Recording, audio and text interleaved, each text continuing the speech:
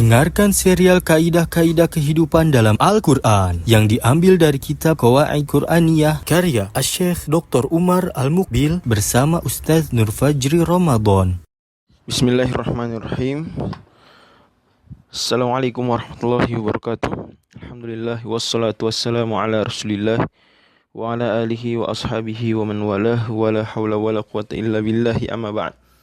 Para pendengar yang dirahmati Allah Subhanahu wa taala, senang sekali kita bisa melanjutkan ke kaidah yang kelima dari bahasan kitab Qawaid Quraniyah. Kaidah-kaidah Quraniyah, 50 kaidah yang bermanfaat untuk perbaikan diri dan perbaikan hubungan dengan masyarakat dalam kehidupan. Dan kaidah kita yang kelima adalah sepenggal dari firman Allah Subhanahu wa taala yang terdapat di surat Thaha, surat yang ke-20 ayat yang ke-61, di mana Allah Subhanahu wa taala berfirman, wa qad khaba man iftara. Wa qad khaba man iftara, dan sungguh telah merugilah orang-orang yang membuat kedustaan. Lengkapnya ayat ini terkait dengan kisah Nabi Musa alaihissalam saat sedang berduel melawan penyihir-penyihirnya Fir'aun, di mana Nabi Musa alaihissalam ditantang oleh mereka untuk berduel adu kekuatan sihir oleh Fir'aun. Ditantang demikian, falana'tiyannaka bisihrin mithlih faj'al bainana wa bainaka maw'idan la nukhlifuhu nahnu wala anta makanan suwa. Demikian.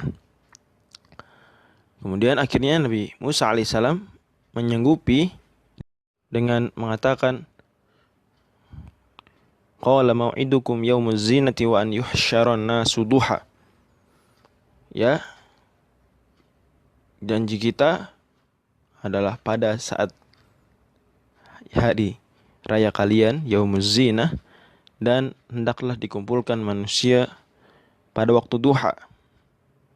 Ya, akhirnya berkumpul semuanya, datang sana setelah memang Fir'aun sudah melakukan seleksi ke berbagai tempat, mengumpulkan dan memilih penyihir-penyihir terbaik seantero Mesir kuno.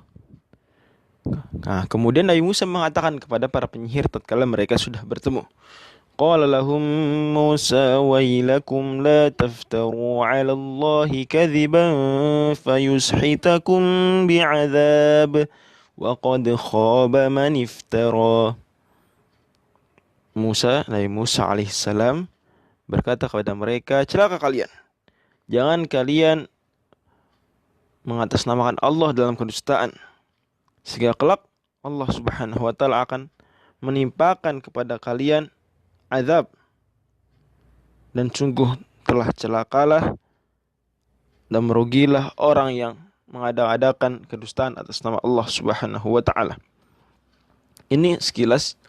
Kemudian setelah itu terjadilah duel yang terjadi hingga akhirnya kisah yang sudah kita sama-sama ketahui, bahwasanya akhirnya Nabi Musa alaihissalam yang menang dan para penyihir masuk Islam. Semoga Allah meridhai mereka dan merahmati mereka. Kaidah ini tentu saja sesuai dengan kisahnya terkait dengan kedustaan atas nama Allah Subhanahu wa taala. Kedustaan yang terkait dengan akidah. Tetapi Al-Imam Ibnu Qayyim rahimahullah ta'ala menegaskan bahwasanya kaidah ini berlaku dalam semua sisi kehidupan, di mana beliau mengatakan bahwasanya Allah Subhanahu wa ta'ala telah menyebutkan dalam kaidah ini bahwasanya dia pastilah akan membuat celaka, membuat kecewa orang-orang yang suka berbohong, membuat kedustaan, dan tidak akan memberikan kemudahan kepada mereka. Dan Allah Subhanahu wa ta'ala akan mengazab mereka, yakni menghabiskan mereka sedahsyat-dahsyatnya dalam azab. Jadi kebohongan di sini bisa berupa kebohongan yang merupakan kemusyrikan, karena kemusyrikan sejatinya adalah iftira, wa may yusyrik billahi faqad iftara itsman 'azima. Di surat An-Nisa surat yang keempat ayat 48. Begitu juga dusta seperti firman Allah Subhanahu wa taala, am yaquluna iftarah, di surat Sajdah ayat yang ketiga. Apakah mereka mengatakan Nabi Muhammad ini berdusta dalam Al-Quran, mengatasnamakan Allah Subhanahu wa taala, dan semisalnya yang kesemuanya kembali ke makna kerusakan atau membuat kerusakan dengan sesuatu yang tidak real, tidak sesuai dengan kenyataan. Masuk juga ucapan Bani Israel kepada Maryam alaihissalam tatkala Maryam datang kepada mereka membawa bayi dalam buayan, yaitu Nabi Isa. Mereka mengatakan laqad ji'ti syai'an fariya. Fariya dari kata-kata iftara, satu akar. Demikian. Dan penerapan kaidah ini tentu saja sangat luas, yang mengancam mereka-mereka yang ingin berdusta atas nama Allah Subhanahu wa taala atau selainnya. Di antaranya adalah larangan yang tegas, ancaman kepada mereka yang mengajarkan atau berfatwa atau berkata dalam ilmu syar'i tanpa ilmu. Bahkan ini merupakan salah satu dosa yang terbesar, di mana Allah Subhanahu wa taala berfirman di surat Al-A'raf surat yang ke-7 ayat 33, Qul innama harrama rabbiyal fawahisha ma zahara minha wa ma batana wal ithma wal baghya bighairil haqq بغير الحق وأن تشركوا بالله ما لم ينزل به سلطانا وأن تقولوا على الله ما لا تعلمون. Allah Subhanahu wa taala mengurutkan dosa-dosa di sini. Yang pertama adalah, katakanlah Allah mengharamkan al-fawahish, perbuatan keji, yang dimana ini menyangkut urusan kesusilaan dominan dalam Al-Quran, yang nampak maupun yang tersembunyi. Begitu juga dosa dan kezaliman tanpa hak. Dan Allah mengharamkan kalian menyekutukan Allah dengan sesuatu apapun yang memang belum pernah Allah Subhanahu wa taala turunkan kepadanya dalil. Dan yang terakhir, jadi Allah mengurutkan di sini seolah-olah dosa dari yang paling tidak berat, kemudian ke yang berat, yang paling berat, terus. Menariknya, setelah Allah Subhanahu wa taala menyebutkan kemusyrikan yang mungkin kita meyakini, yang menyangka kemusyrikan ini puncaknya dosa, ternyata ada yang lebih besar dari itu semua. Yang kemusyrikan merupakan buah dari hal ini, yaitu apa? Berkata tentang Allah tanpa ilmu. Kemusyrikan bermula dari hal tersebut, membuat cara peribadahan yang tidak sesuai dengan nilai-nilai tauhid, mengatakan Tuhan ini butuh ini, butuh dibuatkan berhala dan seterusnya, sehingga kemudian terjadi apa yang terjadi. Dan memang demikian awal kisah dari ini kemusyrikan adalah adanya orang-orang yang berkata tentang Allah tanpa ilmu. Begitu juga mereka yang menghalalkan apa yang haram jelas, atau sebaliknya mengharamkan apa yang jelas-jelas halal, berarti berkata tanpa ilmu, berkata atas nama Allah tanpa ilmu. Wa qad khaba man iftara, dan akan merugi orang-orang tersebut, akan celaka. Termasuk juga yang memberikan fatwa tanpa dasar ilmu, termasuk wa qad khaba man iftara. Allah berfirman, wala taqulu lima tasifu alsinatukumul kadhiba hadza halalu wa hadza haramun litaftaru 'ala Allahil kadhib innal ladzina yaftaruna 'ala Allahil kadhiba la yuflihun.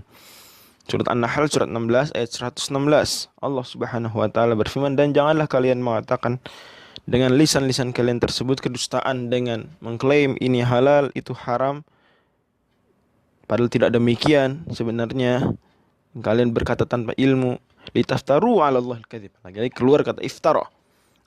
Kalian berdusta atas nama Allah Subhanahu wa taala. Sungguhnya orang yang mengada-adakan dusta atas nama Allah Subhanahu wa taala tidak akan beruntung, Tidak di dunia, tidak pula di akhirat. Dan kata Syekh Dr. Umar Al-Muqbil, semoga Allah menjaga beliau, dan semua orang yang bicara dalam agama tanpa ilmu, maka dia termasuk orang-orang yang melakukan iftira, wa qad khaba man iftara. Dan ada kisah menarik di mana Umar bin Khattab pernah memberikan putusan radhiyallahu anhu, kemudian staf beliau mengatakan, hadza ma arallahu amiral mu'minina Umar. Ini adalah apa yang Allah Subhanahu wa taala perlihatkan, bimbing Umar bin Khattab kepadanya. Maka Umar bin Khattab marah, mengatakan, la taqul hakadha, jangan kamu bilang seperti itu, tapi katakanlah hadza ma ra'a Umar. Ini adalah apa yang dipandang oleh Umar. Ini pendapatnya Umar. Fa in kana shawaban fa min Allah wa in kana khata'an fa min Umar. Kalau ini benar maka dari Allah, kalau salah dari Umar bin Khattab. Ibnu Wahab juga pernah mengatakan, aku mendengar Imam Malik rahimahullah mengatakan bahwasanya para ulama di zaman kita, begitu juga as-salafus saleh sebelum kita, aku tidak ada yang menjumpai di antara mereka orang-orang yang bisa dijadikan teladan, yang aku meneladani mereka mengatakan kepada sesuatu ini halal, ini haram. Mereka tidak berani memastikan demikian, tetapi mereka hanya mengatakan nakrahu kaza, kami tidak menyukai ini, wa nara hadza hasanan, dan kami menganggap ini baik, fayan bagi hadza, sebaiknya seperti ini, wala nara hadza, kami tidak berpendapat seperti ini. Jadi menjauhi ungkapan hal ini halal, ini haram. Semoga Allah berikan kita taufik untuk meneladani mereka dalam kehati-hatian dan dalam berkata hanya dengan ilmu dalam urusan agama terutamanya. Dan termasuk para pendengar sekalian, bentuk penerapan kaidah ini adalah larangan dan ancaman tegas bagi mereka yang memalsukan hadis, membuat-buat hadis palsu. Berarti termasuk wa qad khaba man iftara, dan telah merugilah, telah celakalah mereka yang berdusta atas nama Allah, mereka yang mengada-adakan kedustaan, di antaranya membuat hadis palsu. Dan hadis palsu tersebut pada awalnya memang ada dua motif. Motif yang baik, yaitu memberikan tambahan motivasi kepada para manusia, kaum muslimin, dengan hadis-hadis yang wah rewardnya. Demikian memang klaim sebagian pemalsu hadis ketika dia ditangkap. Dan juga ada yang tujuannya buruk, yaitu ingin benar-benar mengadakan kedustaan atas nama Allah Subhanahu wa taala, menebarkan akidah-akidah yang menyimpang, atau demi kepentingan dunia lainnya, seperti kepentingan bisnis. Karena ada hadis palsu ya tentang keutamaan salah satu komoditas barang dagangan. Nah, seperti itu. Dan seandainya orang yang memasukkan hadis tersebut ya sadar akan bahayanya memasukkan hadis, man kadzaba alayya muta'ammidan falyatabawwa maq'adahu minan nar, barang siapa berdusta atas namaku, membawakan sebuah hadis aku tidak mengatakannya, dan dia lakukan dengan sengaja, maka hendaklah dia menyiapkan tempat duduknya di neraka. Dan sangat sedih sekali bahwasanya faktanya di lapangan hadis-hadis yang palsu ini sangat populer di kalangan masyarakat, sering viral, padahal seharusnya tidak seperti itu. Yang ketiga juga termasuk bentuk penerapan kaidah ini, kaidah wa qad khaba man iftara, adalah seringnya ada pengatasnamaan atas nama saudaranya, dikatakan dia mengatakan begini, dia berbuat ini, padahal tidak seperti itu. Ini termasuk berarti buhtan, termasuk fitnah, gibah plus. Gibah itu kalau jujur. Kalau seperti gibah tapi tidak jujur, tidak sesuai fakta, maka namanya buhtan. Lebih dahsyat lagi. Sebagaimana hadis Nabi, in kana fihi ma taqul faqad ightabtah wa illam yakun fihi faqad bahattah. Kalau jujur, benar, memang demikian, itu gibah. Dikruka akhauka bima yakrah. ketika kau menyebutkan tentang saudaramu apa yang dia tidak suka kalau mendengarnya. Dan kalau kamu tidak jujur dalam mengatakannya atau hal tersebut tidak sesuai fakta, maka kamu telah menfitnahnya. Ini luar biasa. Dan sebab tersebut sebabnya adalah hasad, ketamakan terhadap unsur-unsur duniawi atau lain-lainnya. Dan semakin dahsyat dosa kebohongan ini jika dibungkus dengan bungkusan agama, dibungkus dengan bungkusan nasihat, padahal tidak seperti itu seharusnya, dibungkus dengan bungkusan nahi mungkar. Naudzubillah min dzalik, jangan sampai ini semua terjadi, mengatasnamakan orang lain, mengatakan dia berbuat gini, dia mengatakan ini, padahal tidak seperti itu. Tidak itu maksudnya. Belum ditabayunkan. Maka ini masuk wa qad khaba man iftara. Menariknya pernah terjadi di zaman Khalifah Al-Mutawakkil, salah satu khalifah zaman Abbasiyah, di mana beliau memerintah sejak tahun 232 Hijriah sampai tahun 247 Hijriah.